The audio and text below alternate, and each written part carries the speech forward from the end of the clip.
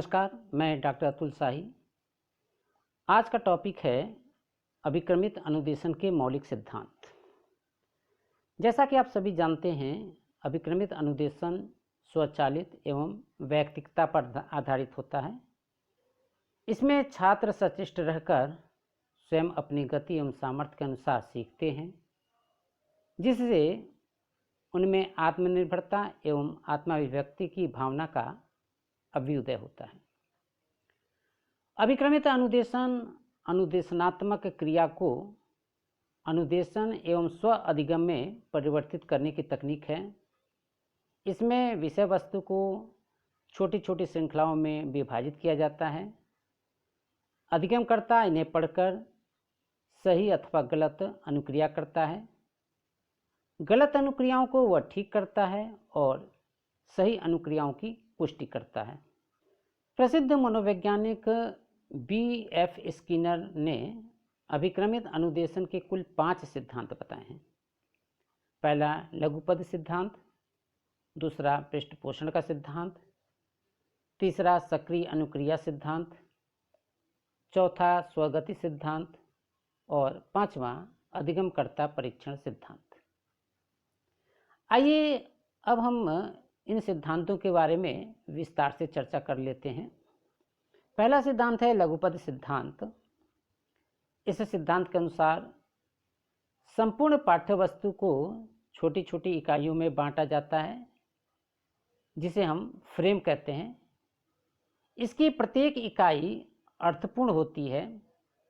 इस प्रकार से जब इकाई बनाकर पढ़ाया जाता है तो उससे छात्रों को अनेक प्रकार के लाभ होते हैं, जैसे पाठ सीखने में आसानी होती है, सीखने की गति उनकी सुविधानुसार हो जाती है, गलती होने की संभावना कम होती है और यदि गलती हो भी जाती है तो उसे तत्काल सुधारा भी जा सकता है। इससे बालकों को प्रोत्साहन मिलता है और इसमें खास बात यह है कि बालक को एक बार में एक ही इकाई को पढ़ाया जाता है। दूसरा सिद्धांत है तुरंत जांच और पृष्ठपोषण का सिद्धांत, जिसे principle of immediate confirmation and feedback कहते हैं। इसमें अधिगमकर्ता को इस बात का पता चल जाता है कि हमारा उत्तर सही है या गलत, जिसे विद्वानों ने नॉलेज ऑफ रिजल्ट की संज्ञा दी है। यदि उत्तर सही नहीं है तो उसे तत्काल सुधारने का अवसर दिया जाता है। पुनः अधिगमकर्ता पूर्व की सारी प्रक्रियाओं की जांच करके सही उत्तर तक पहुंचने का प्रयास करता है। इसीलिए B.F. स्किनर ने अधिगमकर्ता के व्यवहार के आधार पर तरीके बनाया है और उसी के अनुसार अधिगमकर्ता सभी पदों से गुजरता हुआ उत्तर तक पहुंचता है तथा आवश्यकता पड़ने पर प्रतिपुष्टि भी उसे प्राप्त होता है। इससे 2 लाभ होते हैं। पहला, प्रोग्राम को तारतम्यता के अनुसार विकसित किया जाना और दूसरा, सही उत्तर की पुष्टि होना। तीसरा सिद्धांत है सक्रिय अनुक्रिया सिद्धांत, जिसे प्रिंसिपल ऑफ एक्टिव रिस्पांस कहते हैं। इस तीसरे सिद्धांत में इस बात का प्रयास किया जाता है कि छात्र एक भी जगह अर्थात किसी भी इकाई में अथवा किसी भी फ्रेम के सोपान पर निष्क्रिय न रहे। इसलिए उसे प्रत्येक सोपान पर पूर्णतः सक्रिय रखने की कोशिश की जाती है। अधिगमकर्ता को सारी चीज़ों के उत्तर देने के लिए प्रेरित किया जाता है। कुछ विद्वानों ने इस प्रकार के उत्तर को 2 भागों में बांटा, पहला खुला और दूसरा गुप्त। खुले प्रकार को वे पर्यवेक्षणीय और गुप्त उत्तरों को वे अपर्यवेक्षणीय मानते हैं, जबकि यह गलत है। दोनों प्रकार के उत्तर पर्यवेक्षणीय होते हैं। इस प्रकार से यह सिद्धांत अधिगमकर्ता को संपूर्ण अधिगम में उसे पूर्णतः सक्रिय बनाए रखने में अपनी भूमिका निभाता है।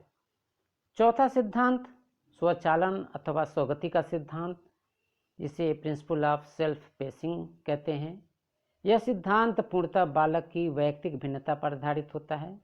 इसमें बालक को कक्षा के बालकों के समूह के साथ चलने के लिए विवश नहीं किया जाता, अपितु इस बात की स्वतंत्रता रहती है कि वह अपने नैसर्गिक क्षमता के अनुसार अधिगम करे, अपनी योग्यता के अनुसार अधिगम करे मानसिक रूप से तीव्र बुद्धि वाले बालक अपने ढंग से और मानसिक रूप से पिछड़े बालक अपनी गति के अनुसार सीखें, इसका पूरा अवसर इस सिद्धांत में दिया जाता है।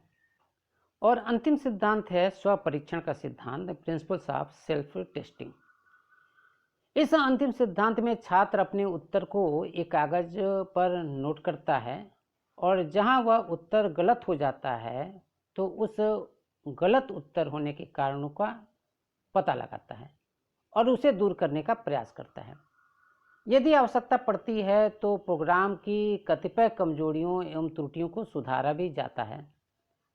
दूसरे शब्दों में हम कह सकते हैं कि इस सिद्धांत में अधिगमकर्ता स्वयं अपने द्वारा अर्जित ज्ञान, अनुभव एवं कौशलों का मूल्यांकन करता है, जिससे वह स्वयं अपनी परिसीमाओं, त्रुटियों की जानकारी प्राप्त करके सीखने की परिस्थिति एवं दशा में सुधार करता है और सीखने की गति को और तेज करता है, या दूसरे शब्दों में कहें और तेज गति से सीखने की कोशिश करता है।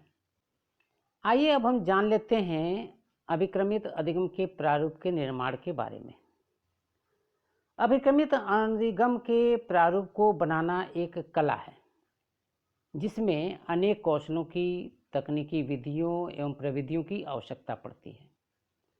प्रोग्राम की गुणवत्ता एवं विशिष्टता उसके निर्माण पर आधारित होती है, इसीलिए शिक्षाविदों ने इसके लिए 3 सोपान बताए हैं। पहला तैयारी, जिसे हम प्रिपरेशन कहते हैं, दूसरा प्रोग्राम को लिखना, राइटिंग ऑफ प्रोग्राम, और तीसरा जांच अर्थात टेस्टिंग। अभिक्रमित अधिगम के निर्माण में जो पहला सोपान है वो तैयारी है। जैसा कि आप सभी जानते हैं कि किसी भी योजना के सफल संचालन के लिए आवश्यकता इस बात की होती है कि योजना बनाने से पूर्व कुछ तैयारियां कर ली जाएं, और इसी तरह प्रोग्राम अधिगम में भी तैयारियों की आवश्यकता पड़ती है, जैसे इकाई या शीर्षक का चयन, विषय वस्तु की रूपरेखा तैयार करना, उद्देश्यों का व्यवहारिक रूप से वर्णन करना और व्यवहारों का प्रशासन इत्यादि। जहाँ तक इकाई या शीर्षक का प्रश्न है, प्रोग्रामकर्ता की पहली आवश्यकता यही होती है कि वह सबसे पहले यह सुनिश्चित करे कि उसकी इकाई का आकार किस प्रकार का है। उसके उपरांत उस विषय शीर्षक का चुनाव करते समय उसे विशेष ध्यान देना चाहिए कि शीर्षक उसी विषय से संबंधित हो। अतः शीर्षक एवं इकाई का चुनाव करते समय उसे सावधानी बरतने की आवश्यकता होती है। जहाँ तक विषय वस्तु की रूपरेखा तैयार करने का प्रश्न है, जब शीर्षक या इकाई सुनिश्चित हो जाए तो यह भी सुनिश्चित करना चाहिए कि विषय वस्तु किस प्रकार की हो और उसके अंतर्गत रखी जाने वाली समस्त सामग्री की एक रूपरेखा तैयार करनी चाहिए, जिसमें पाठ्यपुस्तकें, सहायक सामग्री और उससे संबंधित अन्य चीज़ों की भी जानकारी रखनी चाहिए। उद्देश्यों को व्यवहारिक रूप से व्यक्त करने के संबंध में यही कहा जा सकता है कि इसके अंतर्गत मुख्य रूप से 2 कार्य होते हैं। पहला कार्य वर्णन और दूसरा कार्य विश्लेषण। कार्य वर्णन अर्थात अंतिम व्यवहारों का वर्णन।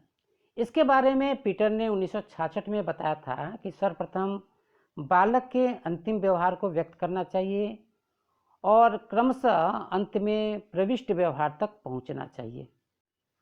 दूसरा कार्य विश्लेषण। इसमें उन सभी अंतर्निहित व्यवहारों की जांच करते हैं जिन्हें प्राप्त करते करते छात्र अंतिम व्यवहार तक पहुंचता है। तैयारी के क्रम में चौथा बिंदु है व्यवहारों के परीक्षण का निर्माण एवं प्रशासन। इसमें मुख्य रूप से बालक के दोनों व्यवहार आते हैं, प्रविष्ट व्यवहार और अंतिम व्यवहार। प्रविष्ट व्यवहार के परीक्षण का निर्माण और प्रशासन इसलिए किया जाता है कि इसकी सहायता से प्रोग्राम निर्माता अंतिम व्यवहार तक पहुंचता है।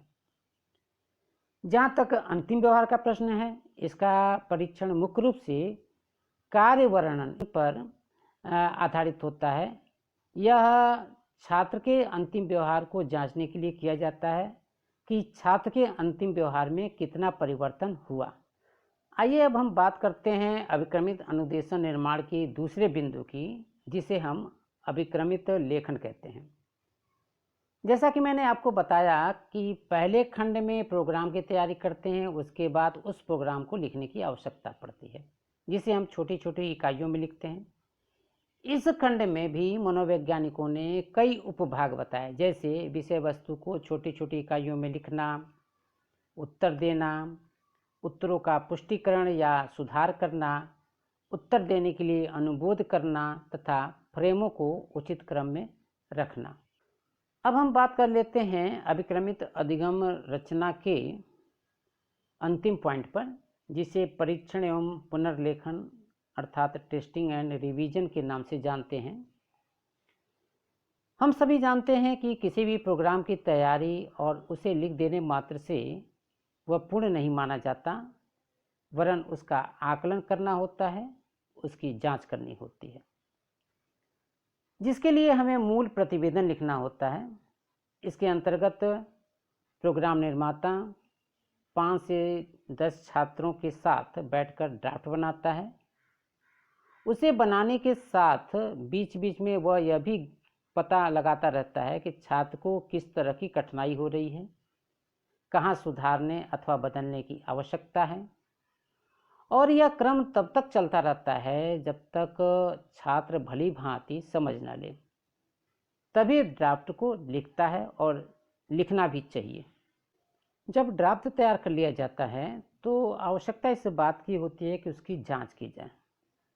इसके लिए ड्राफ्ट को संपादित या क्रियान्वित किया जाता है, और इसके लिए कुछ छोटी छोटी बातों का भी ध्यान रखना आवश्यक होता है, जैसे साफ एवं शुद्ध लेखन, स्पष्ट एवं सरल लेखन, प्रारंभिक स्तर पे अनुबोध अधिक दिया जाना, यानी कि प्रश्नों के लिए ऑप्शन उत्तर के रूप में ऑप्शन का अधिक होना, फ्रेम का वितरण जो होना चाहिए वह छोटा होना चाहिए, पर्याप्त सामग्री होनी चाहिए, और साथ ही साथ प्रोग्रामर को छात्रों के मानसिक स्तर को भी ध्यान में रखना चाहिए। ड्राफ्ट बनाने के लिए इन सारी चीज़ों का विशेष महत्व होता है। हैं तो ये बातें छोटी छोटी, लेकिन अति महत्वपूर्ण हैं। टेस्टिंग एंड रिवीजन के इस खंड में इस बात का विशेष ध्यान रखना चाहिए कि प्रोग्रामकर्ता जब अपने प्रोग्राम को छोटे समूह पर सफल कर ले तो उसी प्रोग्राम को बड़े समूह पर प्रशासित करे। उसमें यह देखना चाहिए कि यह प्रोग्राम अपने उद्देश्यों की प्राप्ति में किस सीमा तक सफल है। यदि कम सफल हुआ तो इसका कारण क्या है, अर्थात कहाँ पर सुधार की आवश्यकता है, तथा छात्र के सीखने की गति क्या है, तथा उसी अनुसार परिमार्जन एवं परिवर्धन करना चाहिए। तो यह तो था अभिक्रमित अनुदेशन का सिद्धांत और अभिक्रमित अनुदेशन के निर्माण के सोपान। अगले वीडियो में अभिक्रमित अनुदेशन के प्रकारों की चर्चा करेंगे। धन्यवाद।